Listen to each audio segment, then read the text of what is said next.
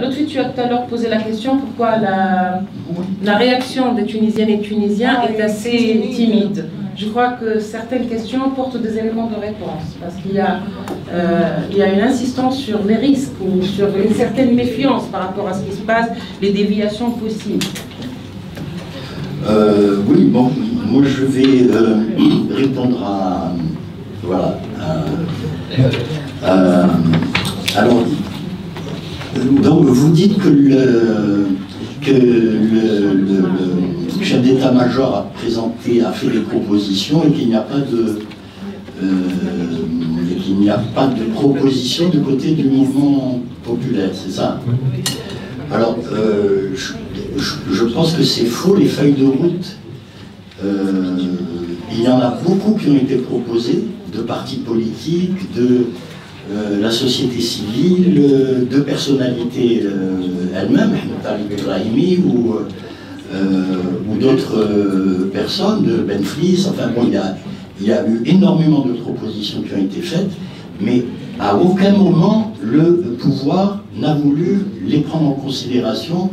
Le pouvoir reste dans sa feuille de route à lui, il appelle au dialogue, mais dans les conditions qu'il impose lui, il dit au dialogue, sans transition, on ne veut pas. Le dialogue, c'est pour se mettre d'accord sur la commission électorale qui va organiser les élections. Et on reste dans la Constitution.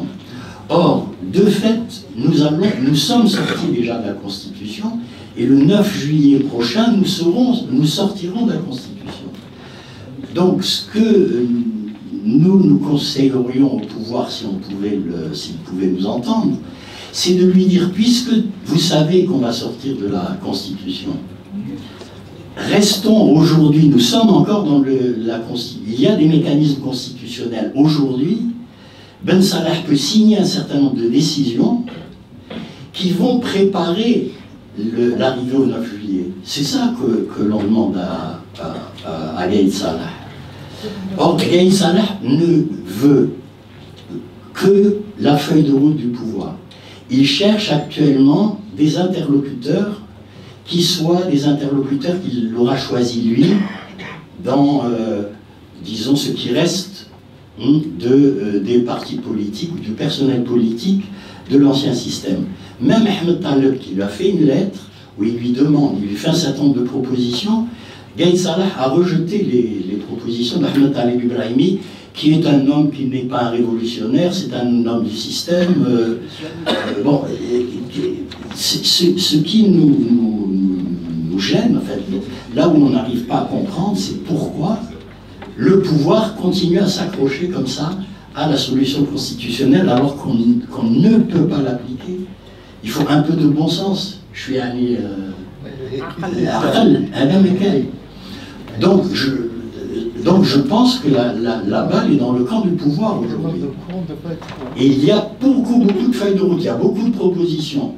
L'essentiel, c'est qu'on puisse se mettre autour d'une table de manière sérieuse et qu'on regarde l'ensemble de ces propositions.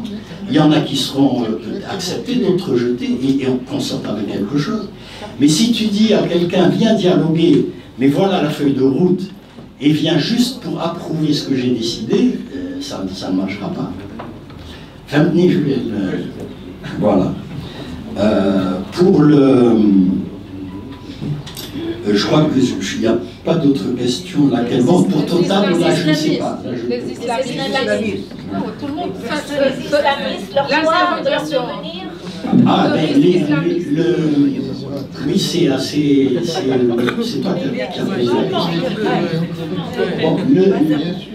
c'est le porte-parole de tout le monde. Hein? Bon, sur les islamistes, moi, j'ai pas très bien compris la question. Alors moi je crois qu'il faut arrêter. Pardon. Moi je crois qu'il faut qu'on rompe avec la phobie dès qu'on parle d'islamisme. Moi aujourd'hui, ce qui est certain, c'est que bon, je vais pas aller dans le détail, observer la société, les manifs, comment les islamistes, dans certains quartiers, ils ont essayé de récupérer, de sortir leur slogan, ils ont été dégagés, etc. Mais ça, c'est des phénomènes Facebook, on fait un plan serré sur une situation, sur un événement donné, et on veut en construire Moi, le plus important aujourd'hui, ce qui est certain, c'est que le fils des années 90, etc., n'a plus du tout la même, aujourd'hui dans la société algérienne, n'a plus du tout la même empreinte, ça c'est clair. Ça, je crois que c'est... par contre, que les islamistes existent, mais bien sûr qu'ils existent, comme existent des non-islamistes, comme existent les berbéristes, comme existent... mais ce qui est important aujourd'hui, c'est qu'on puisse sortir à partir de ce mouvement, qu'on puisse aller construire un processus démocratique qui permette demain à l'ensemble de ces mouvances, de s'exprimer de manière démocratique, de manière libre, de manière transparente, et non pas de manière contrainte. C'est ça, c'est-à-dire que si on arrive à construire un processus démocratique qui se tient, et qui émane vraiment du mouvement populaire, hein, qui n'est pas dicté d'en haut, moi je suis persuadé que il n'y a pas meilleur mécanisme de régulation que la pratique démocratique, que la démocratie. Et chaque mouvement idéologique, aura sa place, et puis voilà, et puis on verra. Si demain les islamistes gagnent de manière démocratique, libre, etc., bon ben... mais ça après c'est un travail dans la société, c'est le travail des partis politiques et tout. Comme il existe dans le monde entier, il existe des extrêmes droites dans le monde entier, partout. On les voit d'ailleurs émerger en Europe, etc. Des partis fascistes, des partis... voilà, donc je veux dire, moi ça me gêne qu'on soit crispé sur cette question. Mettons en place le processus démocratique, mettons en place de vraies institutions démocratiques, et puis voilà, et puis on verra. La société s'exprimera comme elle est réellement.